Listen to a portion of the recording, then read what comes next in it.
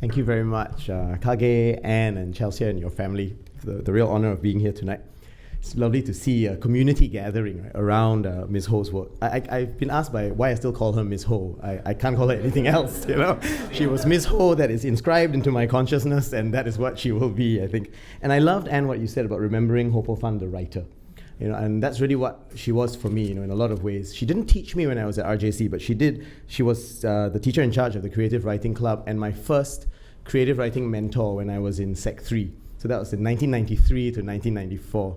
What's funny about that is I'm 45 now, which means I'm closer to the age that she was when I first met her, you know, than I am to the age I was back at that time.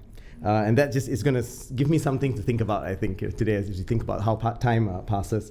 And the poem of hers that I wanted to read is a poem that, in a lot of ways, honors Ho Poh Fun, the writer. It's one of the few pieces in Katong that scan and rhyme, unlike many of her free verse pieces. And I think this is a voice that I wish she had had more time to develop, because it was a voice that was unique and in a lot of ways very emotionally connected in ways that her other pieces didn't always give herself the space to, I think.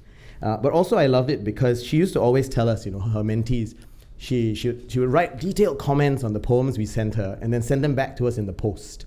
So every now and then we'd get this this envelope full of stacks of paper, right, with a stamp on it. And sometimes she'd give you super detailed comments about how she thought a piece could be improved. And every now and then she would also say, a notice me poem, and just leave it at that. And that meant was, you know, ditch this piece. All you're doing is seeking attention, right? So that's why it was a notice me poem. And she would just tell us, don't bother with this. It's not worth saving at all. And it was pretty brutal when you had notice me poems and like 5-6 poems in a row, right, out of the stack that you'd send her.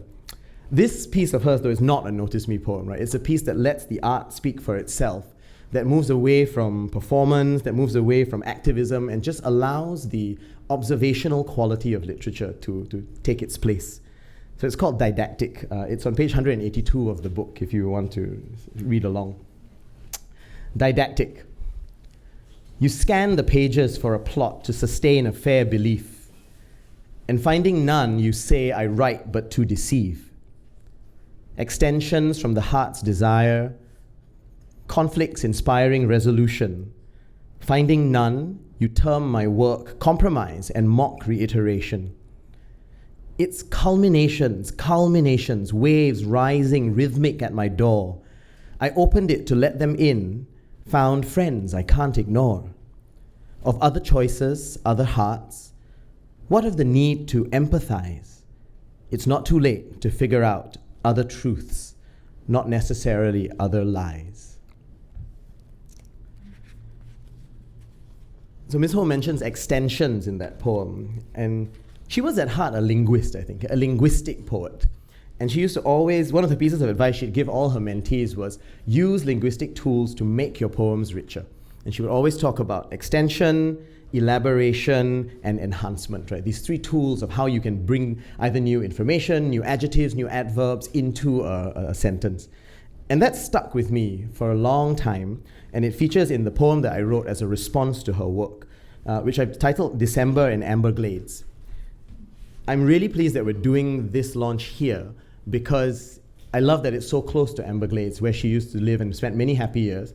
She would always gather her mentees around this time of year, in one of the days after Christmas, before New Year's Day, and as many of us as could would turn up. She would buy tea, and we would have our own little afternoon of poetry, and sometimes a bit of music, but not always. And it was a lovely time because, again, she'd be brutal in some of it, but she would also be encouraging us and finding out why we weren't writing anymore, if that were the case. I'm so glad that there's other rueful laughter here as well.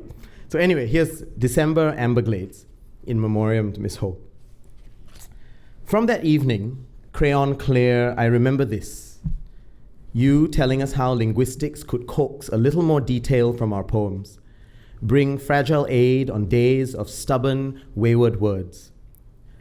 How extension could add, compound, vary, adverbially unearth the novel from the familiar.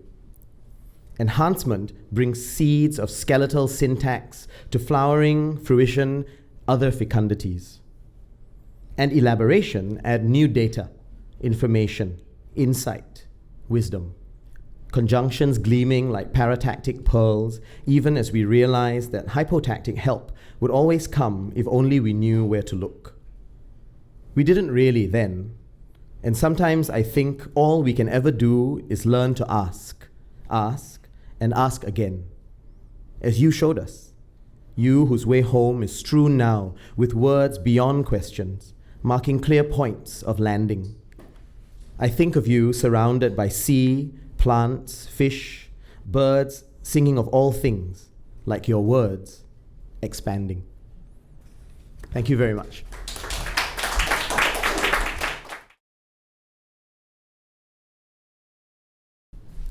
So at the Spectators Gallery, our